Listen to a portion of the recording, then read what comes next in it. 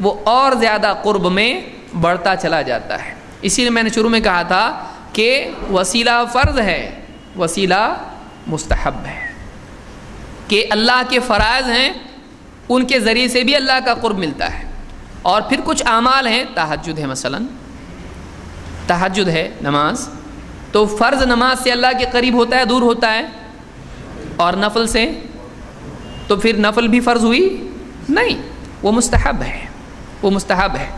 تو فرض اور مستحب دونوں کے ذریعے سے اللہ کا قرب ملتا ہے۔ کیوں؟ اللہ نے قرآن کریم میں کیا فرمایا؟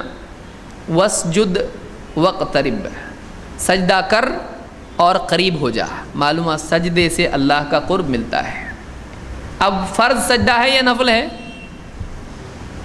تو فرض کے ذریعے سے بھی قرب ملتا ہے اور نفل کے ذریعے سے بھی قرب ملتا ہے۔ اسی لیے حدیث میں اللہ کے نبی صلی اللہ علیہ وسلم فرماتے ہیں اقرب ما یکون العبد من ربہ وہو ساجد فاکثر الدعاء، بندہ اپنے رب سے سب سے زیادہ قریب اس وقت ہوتا ہے جب وہ سجدے میں ہو، تو خوب اللہ سے دعا کرو۔ وسیلے سے، ارے وسیلہ تو خود اختیار کر لیا تو نے، ابھی دعا کا وسیلہ تیرا کیا ہے؟ تیرا سجدہ خود وسیلہ ہے۔ اب تم مانگ، اب یہ نہیں کہا آپ وسیلے سے دعا کرو، کہا کہ اب قرب مل چکا ہے۔ وسیلہ کیا ہے؟ وسیلے کے معنی کیا ہے سمجھیے تھوڑا سا۔ بعض لوگوں کو یہ درس سمجھ میں نہیں آ رہے، میں سمجھ سکتا ہوں سمجھ میں نہیں آ رہا ہے،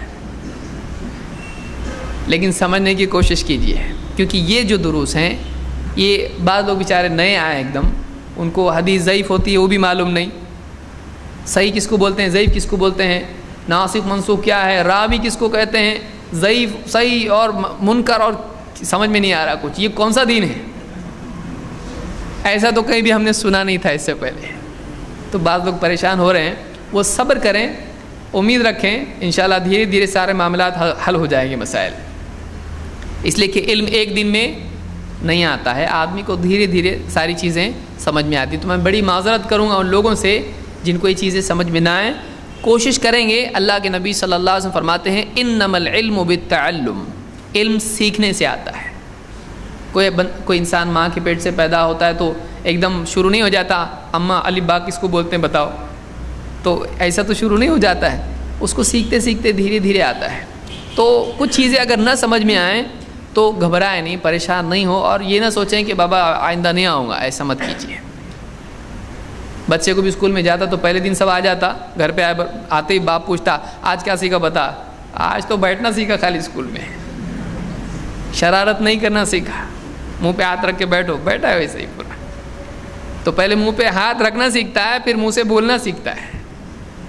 اور سلف میں یہی اقوال ہے، بعض سلف نے نہیں کہا کہ ہم نے دینی مجالس میں پہلے بیٹھنا سیکھا، پھر سننا سیکھا، پھر پوچھنا سیکھا، اب اس کے بعد علم آیا ہے، تو ٹائم لگتا ہے تھوڑا۔ تو بہرحال کوشش کریں سمجھنے کی، میں بہت کوشش کروں گا آسان کرنے کی۔ سب سے قریب بندہ اس وقت ہوتا ہے جب وہ سجدے میں ہو۔ اب یہ وسیلہ اختیار کر چکا ہے، یہ تقرب کا ذریعہ ہے سجدہ کرنا، اب مانگنے کا وقت ہے۔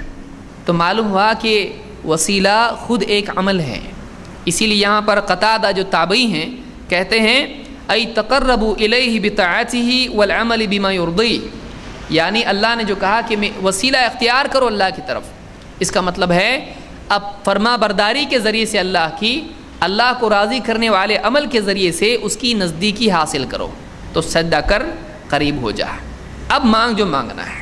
معلوم ہے اللہ کا قرب حاصل کرنے کے بعد اللہ سے مانگنے کا استحقاق بندے کو اللہ کی طرف سے دیا جاتا ہے۔ مانگ، اب مانگنا ہے تو اللہ کا اکرام ہے، اللہ کا احسان ہے کہ اس نے اللہ کے قرب کا ذریعہ اختیار کیا، اب مانگ، اب اللہ جو مانگے گا دے گا، کیونکہ حدیث میں خود اللہ کے نبی صلی اللہ علیہ وسلم فرماتے ہیں اللہ بڑا حیا والا ہے، اور اس بات سے حیا کرتا ہے کہ بندہ جب اپنے دونوں ہاتھ اس کی طرف اٹھاتا ہے تو وہ خالی ہاتھ اس کو لوٹائے۔ اللہ بڑا حیا کرنے والا ہے، اللہ کو حیا آتی ہے کہ بندے کو خالی ہاتھ کیسے لوٹاؤں، مانگ رہے ہیں مجھ سے۔ تو بندہ جب اللہ سے مانگتا ہے اللہ بندے کو دیتا ہے۔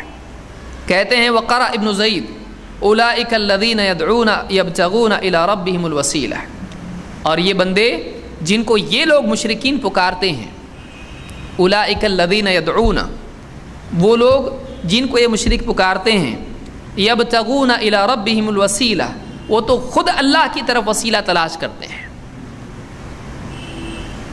کچھ جنات تھے عرب میں، مشرکین ان جنات کو پکارتے تھے، وہ جنات خود مسلمان ہو گئے بعد میں، اس لیے اللہ نے آیت نازل کی کہ جن کو یہ لوگ پکار رہے ہیں وہ خود اللہ کی نزدیکی تلاش کر رہے ہیں، یہ ان کو پکار رہے ہیں۔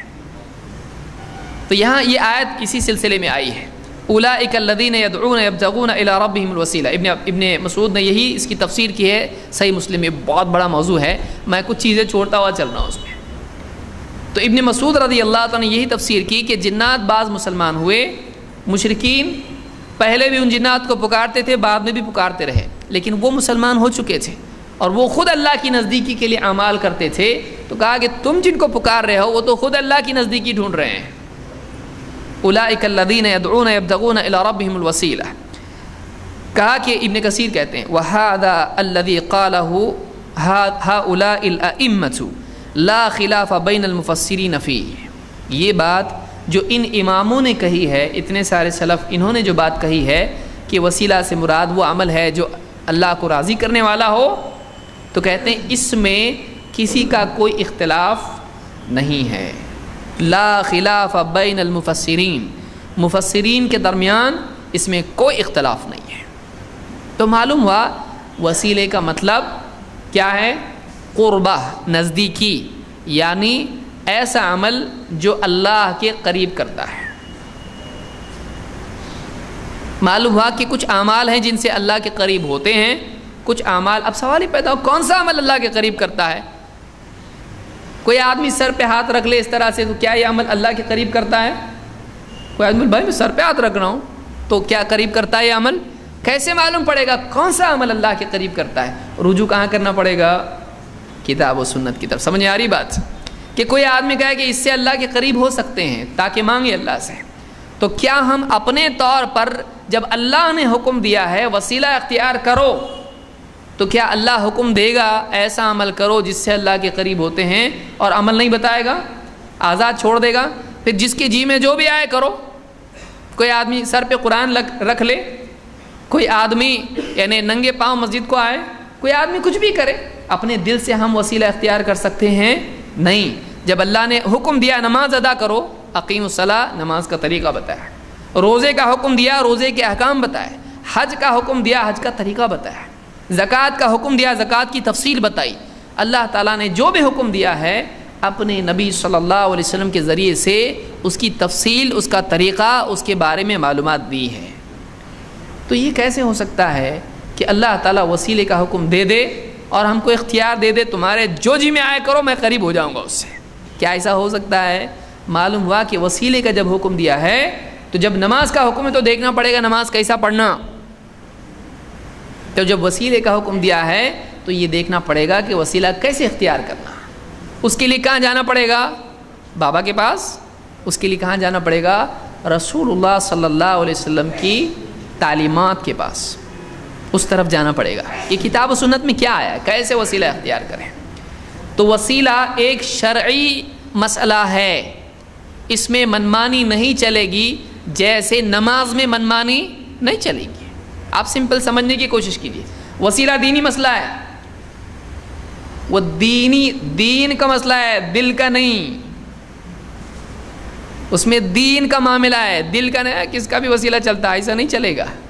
اس میں جیسا وسیلہ ہم کو سکھایا گیا ہے ویسا ہی ہم اختیار کر سکتے ہیں، اپنی منمانی سے ہم کچھ بھی نہیں کر سکتے۔ کوئی آدمی قرآن کو چوم کے سوچے کہ اللہ قریب ہوگا، کوئی آدمی مسجد کا دروازہ اور چوکھٹ اس کو جو ہے مٹی مسجد کے لے کے پیشانی کو گلے کو لگائے، سوچے اللہ کے قریب ہوں گے، میں عزت کر رہا نا دین کی۔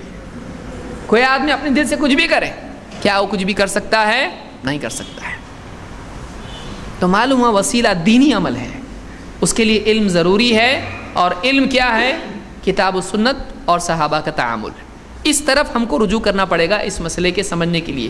یہ جس کو سمجھا بہت آسان ہے، یہ بیسکس اگر نہیں سمجھ میں آئے وہ کچھ بھی کرنا شروع کرے گا اور سمجھے گا کہ میں ایسا عمل کر رہا ہوں جس سے اللہ کے قریب ہوتا ہوں۔ یہی وجہ ہے کہ آج بہت سارے مسلمان درگاہوں پر جاتے ہیں اور کہتے ہیں کہ یہ دیکھو یہ لوگ ڈائریکٹ والے لوگ ہیں، اور ہم لوگ کیسے ہیں؟ بزرگان دین کے ذریعے جاتے ہیں۔ اب وسیلے کو نہیں سمجھنے کی وجہ سے لوگ کیسا کرتے ہیں؟ دیکھو